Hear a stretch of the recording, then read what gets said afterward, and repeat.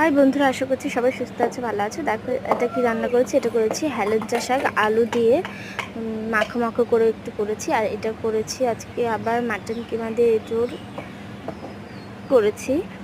আর এই দেখো আজকে একটু অন্য পদ্ধতিতে এঁচোড়টা করবো। আর এটা হচ্ছে শিং মাছ, আমার মেয়ের জন্য কলা দিয়ে ঝোল বানাবো, পাতলা ঝোল বানাবো। এটা হচ্ছে মাটন কিমা। মাটনটা ধুতে ধুতে একেবারে মা সাদা করে ফেলেছে। ঠিক আছে, সে যাই হোক, এবার বসিয়ে দিই এঁচোড়। দেখো প্রথমে মশলাটাকে কষিয়ে নিলাম, একটু তেজপাতা জিরে ফোড়ন দিয়ে মশলাটা ঢেলে মশলাটাকে কষিয়ে নিলাম সুন্দরভাবে। তারপরে এঁচোড়টা দিয়ে তার উপরে কাঁচা পেঁয়াজটা দিয়ে দিলাম। এটা একটু অন্যভাবে করা হয়ে গেল। আর এই যে পরে আরেকটু তেল এঁচোড়ের মধ্যে ছড়িয়ে দিলাম, পরে মাটন কিমাটা দিয়ে দিলাম, ভেজে রেখেছিলাম আগের থেকে। পরে নানা রকম মশলা দিয়ে জল ঢেলে দিলাম। এবার একটু গাঢ় করে নামিয়ে নিলাম। আমি গরম মশলা দিয়ে নামিয়েছি।